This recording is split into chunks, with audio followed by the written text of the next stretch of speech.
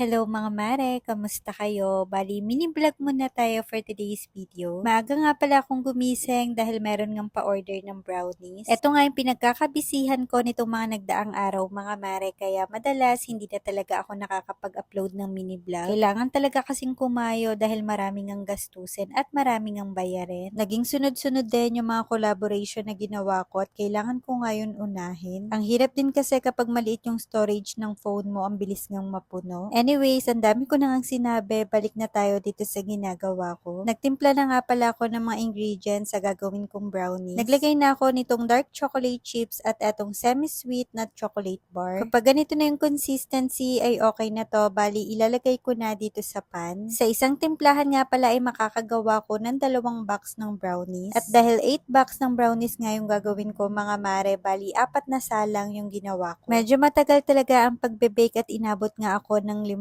oras, pero okay lang yan dahil worth it naman pagkatapos. Isinunod ko naman buksan etong mga in-order kong lagayan ng Graham bar. Nagte-trending nga to ngayon mga mare, kaya ayun, napagaya na nga ang mare nyo. 2 lagayan nga lang pala yung in-order ko at transparent nga itong color na pinili ko. Pagkatapos ko nga palang mahugasan etong lagayan, pinunasan ko lang mga mare at nagsimula na nga ako magsalang. Nilatag ko lang yung mga Graham crackers at nag-whip na nga ako nitong cream na ilalagay ko. Nung nag-double na yung size, nilagay ko na eto mga cookies na dinurog ko. Mas maganda ngang i-whip yung butter mga mare kapag nagyayelo para mag-double yung size. Nung okay na nga yung lasa at hindi na ako masyadong natatamisan ay eto, nilagay ko na yung Graham crackers dito sa ibabaw. Patitigasin ko lang to overnight mga mare at kinabukasan ay ibabalot ko na lang. At dahil sa sobrang busy ko nga mga mare, pagkatapos kong gumawa ng Graham crackers ay eto, nagsalang na naman ako ng brownies. Meron din kasing pailan-ilan na umu-order, kaya syempre sayang naman yung benta kung hindi rin gagawin. Anyways, pagkatapos ko nga sa pagbe-bake ay nagbukas naman ako nitong parcel. Eto nga pala yung self-wash spin mop from Solele. Ewan ko ba, pero ginaganahan talaga ako maglinis kapag bago yung mga panlinis sa bahay. Sa sobrang excited ko nga na palinis na ako, bali naglagay na ako ng water at nilagay ko na etong cleansing pad na kasama. Hinintay ko lang matunaw mga mare at eto, nagsimula na nga akong mag-mop. Tinry ko na nga rin etong gamitin sa wall at napakaganda ngang gamitin mga mare. Hindi na ako mahihirapan magtanggal ng alikabok. Kung dati, sticky roller nga yung ginagamit ko, pero ngayon etong Solele mop na. Mas napadali na nga yung paglilinis mga mare, kaya pagkatapos ni Papang makapag-vacuum, eto, tinuloy ko na ang pagmamop. Dahil tapos na nga ako sa gawaing bahay, etong paglilinis naman yung inaatupag ko. At dahil self-wash spin mop na to, yung maduduming tubig ay napupunta nga sa gilid. Super easy na lang mga mare at hindi ko na kailangan pang magpiga. Bali, fast forward, pagkatapos ng mga gawaing bahay, naligo lang ako at umakyat na kami sa taas. Oras na nga para makapagpahinga, ang kaso naalala ko, meron pa nga pala akong isang parcel na bubuksan. Eto nga ay educational toys para kay Habila at tuwang-tuwa nga yung bata pagkatapos kong maibigay. Montessori sensory book na to mga mare at eto nga ay pa-backpack yung design. Maganda nga itong dalhin pang travel